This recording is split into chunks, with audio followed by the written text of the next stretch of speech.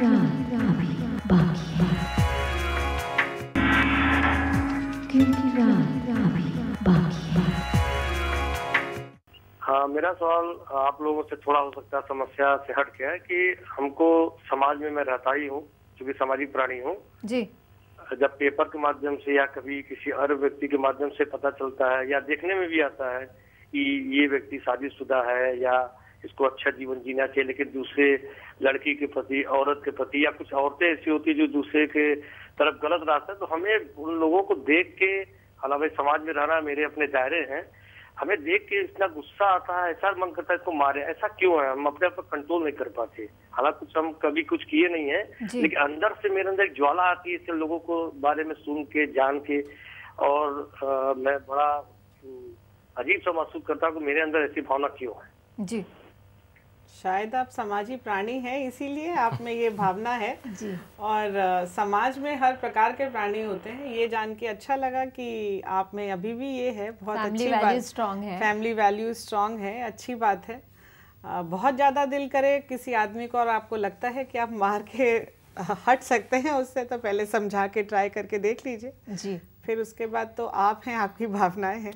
नहीं, आप जैसे और भी लोग हैं आपके समाज में, आप उन जैसे लोगों के साथ मिलके अपनी कम्युनिटी बना के और उस चीज़ को प्रेजेंट करिए अपनी कम्युनिटी में, तो उससे आपकी वैल्यूज़ जो है, आपके जो सजेशंस है वो काफ़ी लोग एक्सेप्ट करेंगे, रादर देन अगर इनका गुस्सा एक कंस्ट्रक्टिव फॉर्म में आएगा। अगर आप जैसे बहुत से लोग हैं सोसाइटी में, अगर आप जैसे लोग मिल जाएंगे, आजकल तो बहुत अच्छे माध्यम है, फेसबुक है और मीडिया है और आपके लोकल न्यूज़पेपर्स हैं, तो आप लोग अगर मिल के उस चीज़ को अगेंस्ट जाएंगे तो एक अच्छा उसका इम्पैक्ट पड़ेगा, रादर देन कि आप गुस्सा उतारें और उनकी पिटाई करें। वो थोड़ा सा समाज एक्सेप्ट नहीं करेगा जी। ये भी तो समाज के खिलाफ है कि किसी की पिटाई की जाए।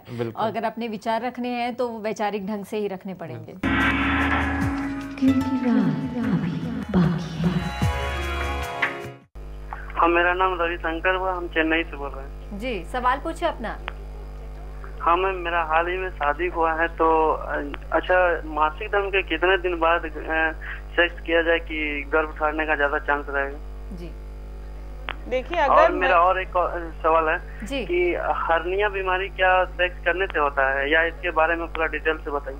जी, पहला सवाल है। देखिए, जहाँ तक प्रेगनेंसी रुकने की बात है, अगर महिला का मासिक धर्म रेगुलर 28 दिन या फिर 30 दिन तक आता है, तो 10वें दिन से 20वें दिन तक संबंध करने से बच्चा नहीं ठहरता।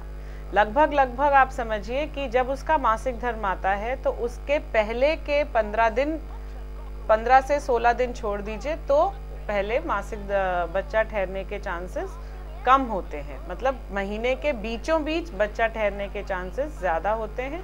उस टाइम इंटरकोर्स करेंगे तो प्रेगनेंसी ज़रूर हो जाएगी। जहाँ तक हर्निया का सवाल है, डॉक्टर साहब आप आंसर अगर करना चाहें। हर्निया क्या है? क्या सेक्सुअल किसी एक्टिविटी से इसका कोई ताल्लुक है?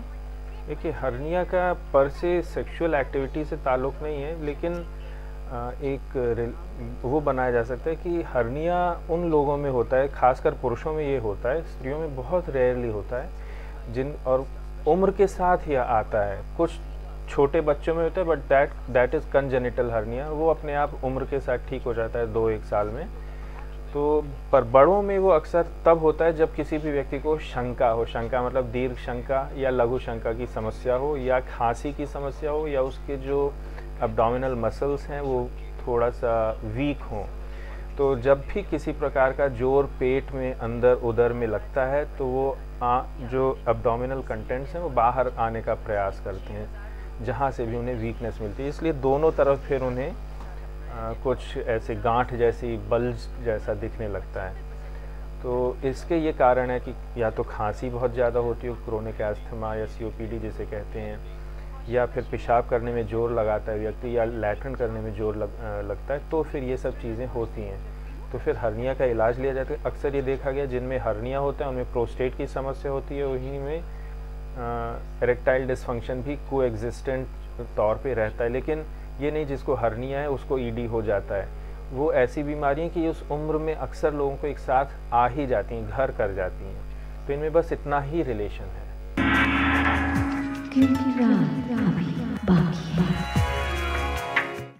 जी, मेरा नाम रमेश है। कहाँ से बोल रहे हैं आप? जी, मैं पटना से बोल रहा हूँ। जी, अपना सवाल पूछिए। जी, मेरा सवाल है कि मेरी पत्नी जो है वो मेरे पे शक बहुत ज्यादा करती है, लेकिन मैं उसके लिए पूरी तरह लॉयल हूँ जी। तो मुझे ये और हमारा बच्चा नहीं हो रहा है जी। तो एक रीजन ये भी है कि वो मुझे ताने देते रहती कि तुम्हारे कारण बच्चा नहीं हो रहा है जी। तो इसके लिए क्या सॉल्यूशन है कि बच्चे के लिए प्रयास किया जाए कुछ? क्या आपने चेकअप करवाया कभी डॉक्टर से? हाँ, दोनों मैं और मेरी बीवी का सारा चेकअप नॉर्मल आया है। जी। आपकी शादी को कितने साल हो चुके हैं? हमारी शादी को 6 जी, हम सुन नहीं पाए। 6 महीने या 6 साल कहा आपने? हाँ 6 साल से। 6 साल।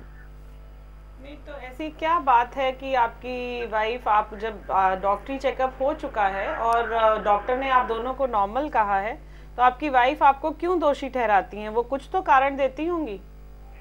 पता नहीं, वो बोलते कि आपके कारण ही नहीं हो रहा है, आप कुछ मतलब मेरे को समझ में नहीं आ रहा है कि मैं इसके लिए कहाँ तक जिम्मेदार हूँ।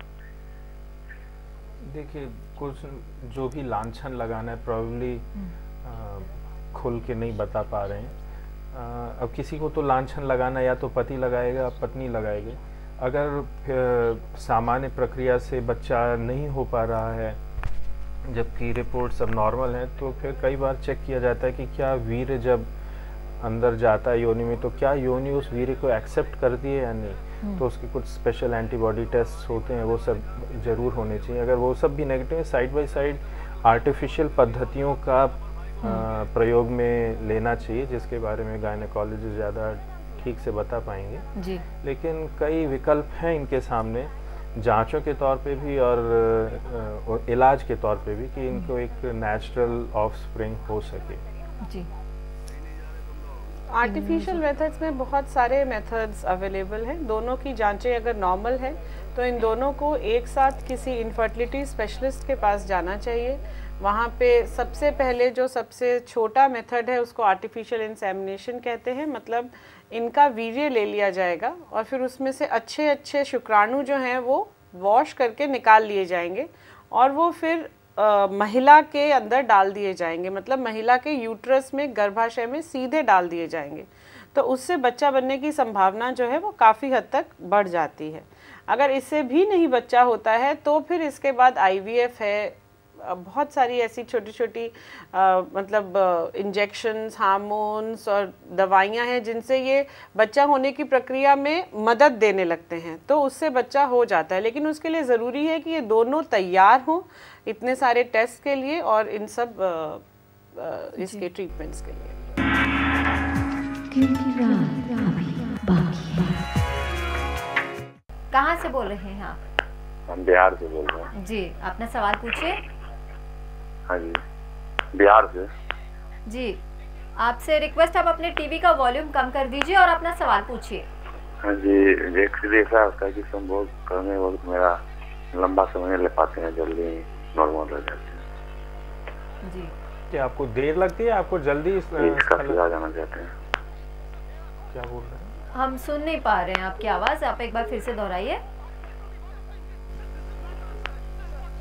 क्या आप लाइन पर हैं? जी, फोन कट गया। शायद ये बोलना चाह रहे थे कि जल्दी निश्चित स्खलन हो जाता है। तो इस बारे में हम लोग कई बार चर्चा कर चुके हैं कि जल्दी स्खलन होना एक बहुत ही सब्जेक्टिव, एक पर्सन स्पेसिफिक कंप्लेंट है। हो सकता है आपको 1.5 मिनट में स्खलन हो रहा हो तो आप बोलेंगे कि नहीं मैं ठीक हूँ, किसी को 4 मिनट लग रहा है तो भी वो मतलब सेटिस्फैक्शन की एक स्तर है। तो अगर वास्तविकता है कि अगर 2 मिनट से कम समय लिया जा रहा है या 20-30 थ्रस्ट से कम समय में आपका स्खलन हो रहा है तो फिर उसका इलाज की आवश्यकता, अन्यथा नहीं। जहाँ तक अगर अधिक देर लिया जा रहा है उसमें भी यही चीज़ लागू होती है कि ऑब्वियसली कोई 30 मिनट या 20 मिनट नहीं लेता है, अधिकांश लोगों के 5-7 मिनट में ही स्खलन हो जाता है। तो अगर आपको ऐसा लगता है कि आपको स्खलन नहीं हो रहा, बहुत देर लग रही है, तो उसको एनऑर्गेज़मिया कहते हैं। फिर उसके लिए आपके नर्व्स का जांच होनी चाहिए, डायबिटीज़ का इवैल्यूएशन होना चाहिए और उसका कारण देखना चाहिए कि भाई ऐसा क्यों हो रहा है, फिर उस अनुसार आपका इलाज होगा। क्योंकि रात अभी बाकी है।